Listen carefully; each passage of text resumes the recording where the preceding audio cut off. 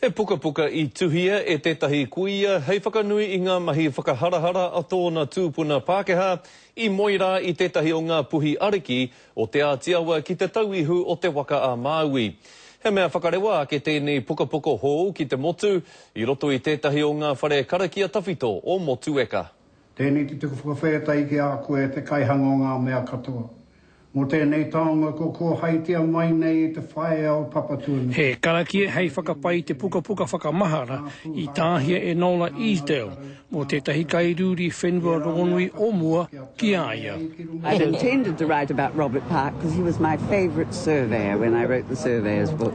Tētahi atu āhuatanga pai kua puta mai te puka puka, kua kite he whakapapa anō tō rātou ki te Māori. This was the big thing about it. The Maori side knew virtually nothing about the first two family, the first and the third family, and we knew very little about the Maori side. So because of Nola, we've all come together. Ko te tino ngako o te puka puka hei tā ngā uri, he tuitui o rātou whakapapa, te taha Māori me te Pākehā. Ko te tino kaupapa o te puka puka nei, ko te tipuna nā, o tō mātou tipuna Robert Park, engari, e toru ana whānau. Nā, ko mātou nei, o te korau nāna tēnei wharekaraki whakatū. Koe tētahi o ngā uri o te whānau tuarua, tētahi o ngā tamariki o te whānau tuarua, nā he whānau Māori tēnā. Mairangi Raya, second family. Ramari, Joseph, second family.